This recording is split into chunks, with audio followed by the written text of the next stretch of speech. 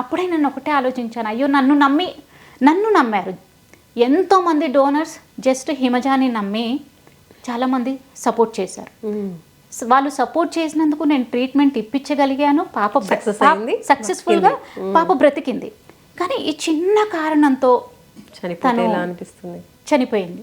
So నేను ఎక్కడ లోపం చేశాను, నేను అంత బాగానే చేశానే అని ఎక్కడ మిస్టేక్ జరిగింది అని ఆలోచిస్తే ఇది.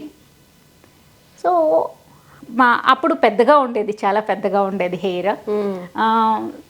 నేను అప్పుడే అనుకున్నాను, మామూలుగా అమ్మాయిలకి ఏంటి అంటే మనం పురాణాల నుంచి చూస్తుంటాం, బాపు బొమ్మ నుంచి చూస్తూ ఉంటాం, పెద్ద హెయిర్, అమ్మాయికి జుట్టు అందం. కానీ ఒకటే నాకు అనిపించింది ఏంటి అంటే మన ఆలోచన అందంగా ఉంటే అదే మన ఫేస్లో రిఫ్లెక్ట్ అవుతుంది. కరెక్ట్. ఈ ఒక్క చిన్న తప్పు వల్ల దాన్ని నేను రక్షించుకోలేకపోయాను.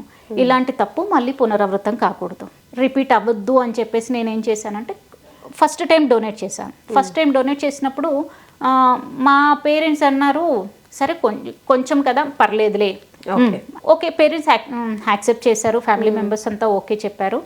కానీ థర్డ్ టైంకి కంప్లీట్గా క్లీన్ షేవ్కి వెళ్ళాను. అవును.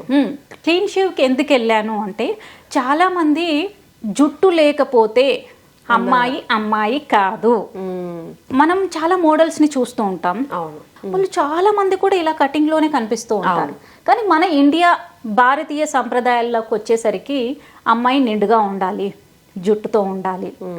మన సంప్రదాయం వరకు పర్వాలేదు, కానీ అది ఇంకొకరిని కష్టపెట్టేదిగా ఉండకూడదు, ఒకరిని చిన్నబుచ్చేదిగా ఉండకూడదు.